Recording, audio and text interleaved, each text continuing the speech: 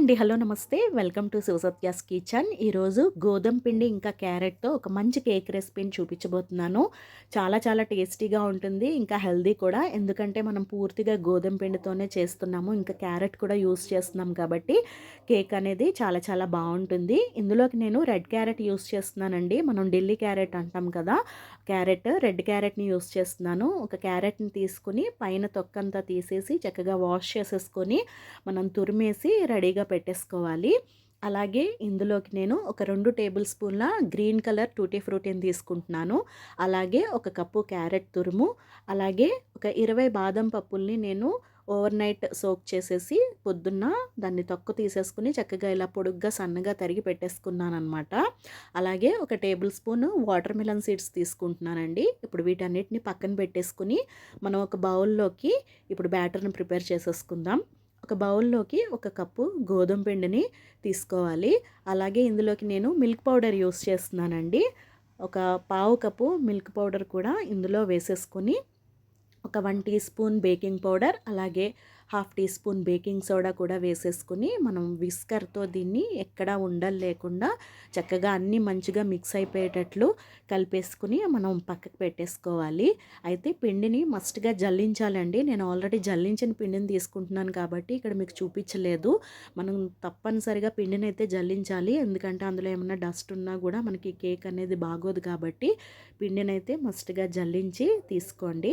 ఇప్పుడైతే ఇవన్నీ మంచిగా మిక్స్ అయిపోయాయి. వీటిని పక్కకు పెట్టేసుకొని ఒక మిక్సీ జార్లోకి ఇక్కడ నేను ఒక హాఫ్ కప్పు పంచదార వేస్తున్నాను. అలాగే ఇంకొక పావు కప్పు కూడా పంచదార వేస్తున్నానండి. అంటే మొత్తంగా 3 పావు కప్పుల పంచదార అనమాట. అలాగే ఒక అరకప్పు పెరుగుని తీసుకుంటున్నాను. పెరుగైతే మరి చప్పగా పుల్లగా ఉండకుండా మీడియంగా ఉండేటట్లు చూసుకోండి. అలాగే ఒక పావు కప్పు అన్‌ఫ్లేవర్డ్ ఆయిల్ తీసుకోవాలి. నేనైతే సన్‌ఫ్లవర్ ఆయిల్ తీసుకుంటున్నాను. ఇప్పుడు దీన్నైతే మనం చక్కగా మిక్సీ చేసేసుకుంటే ఈ విధంగా మనకి రెడీ అయిపోతుంది. ఇప్పుడు దీన్ని మనం రెడీ చేసి పెట్టుకున్న పిండిలోకి వేసేసుకొని కలుపుకోవాలన్నమాట. ఇప్పుడు ఈ పిండిలో ఈ మిశ్రమం అంతా వేసేసుకొని విస్కర్‌తో ఒకే డైరెక్షన్‌లో క్లాక్‌వైజ్ డైరెక్షన్‌లో చక్కగా కలిపేసుకోవాలి. ఎక్కడ ఉండలు లేకుండా మనం కలిపేసి రెడీ పెట్టేసుకోవాలన్నమాట. దీన్ని ఇలా రెడీ చేసుకున్న తర్వాత మనం పొయ్యి మీద ఇలా ఒక మందపాటి గిన్నెలో సాల్ట్ కానీ శాండ్ కానీ వేసుకొని ఇలాగ ఒక స్టాండ్‌ని ప్లేస్ చేసేసుకొని ఇలా మూత పెట్టేసుకొని మనం ఒక 15 మినిట్స్ వేడి చేసుకోవాలండి సిమ్‌లో. మనం మొత్తం బ్యాటర్ ప్రిపేర్ చేసేసుకునేటప్పటికి ఇది కూడా మనకి రెడీ అయిపోతుంది కరెక్ట్‌గా హీట్ అయ్యి. ఇప్పుడైతే మనం ఇలా మిక్స్ చేసి పెట్టుకున్నాం కదా! ఇందులో ఇప్పుడు మిల్క్‌ని యాడ్ చేసుకోవాలి.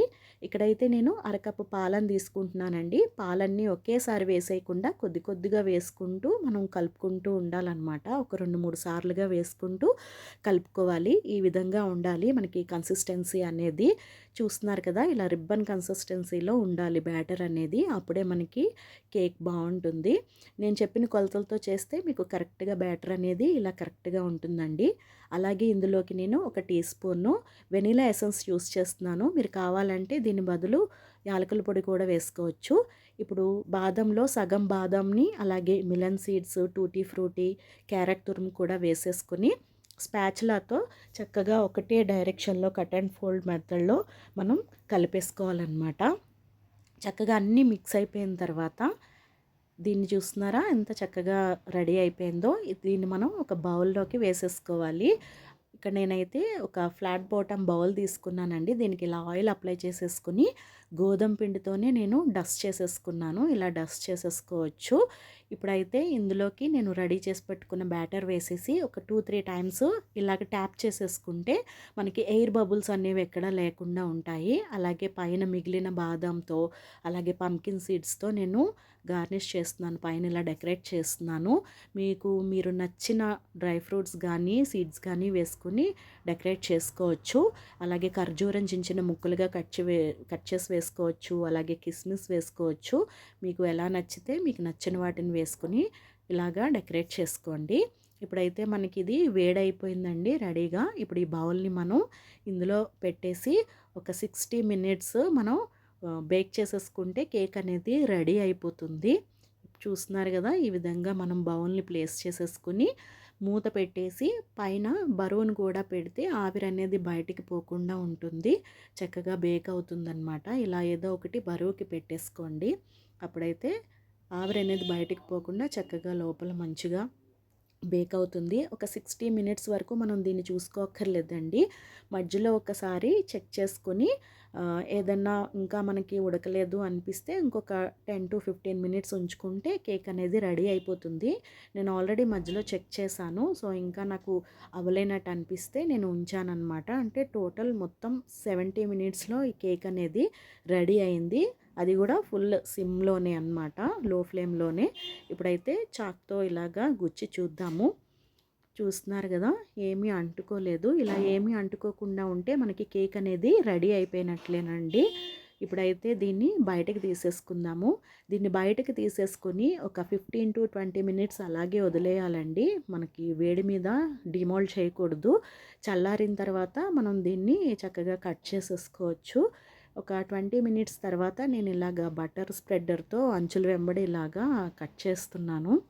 ఇలా కట్ చేసేసిన తర్వాత మనం బౌల్ని ఫ్లిప్ చేసేసి ట్యాప్ చేసేసుకుని తీసుకుంటే మనకి కేక్ అనేది ఈజీగా ఊడొచ్చేస్తుందండి. చూస్తున్నారు కదా! ఈ విధంగా చక్కగా వచ్చేసింది. పైన కొంచెం ప్లేట్ టచ్ అవ్వడంతో పైన కొద్దిగా డిస్టర్బ్ అయింది కానీ టేస్ట్ అనేది మాత్రం చాలా చాలా బాగుంది. అలాగే చాలా ఫ్లఫీగా వచ్చింది. ఇప్పుడు దీన్ని కట్ చేసి చూద్దాం. చూస్తున్నారు కదా ఎంత మెత్తగా ఉందో కేక్ అనేది. చాలా చాలా టేస్టీగా ఉంటుందండి. మిల్క్ పౌడర్ యూస్ చేయడం వల్ల ఏంటంటే టేస్ట్ అనేది ఇంకా చాలా బాగుంటుంది. ఇప్పుడు చూస్తున్నారు కదా చాలా మెత్తగా ఉంది. తప్పకుండా మీరు కూడా ట్రై చేయండి. ఇవన్నీ కూడా మన ఇంట్లో ఉండే ఇంగ్రీడియంట్సే కాబట్టి మనం ఈజీగా ఇంట్లో చేసేసుకోవచ్చు. చాలా మెత్తగా ఎంత ఫ్లఫీగా ఉందంటే పిల్లలు బాగా ఇష్టపడతారు. చక్కగా ఎంజాయ్ చేస్తారు వాళ్ళు. చూస్తున్నారు కదా ఎంత ఫ్లఫీగా ఉందో. వీడియో కనుక నచ్చినట్లయితే తప్పకుండా లైక్ చేసి షేర్ చేయండి. Thank you.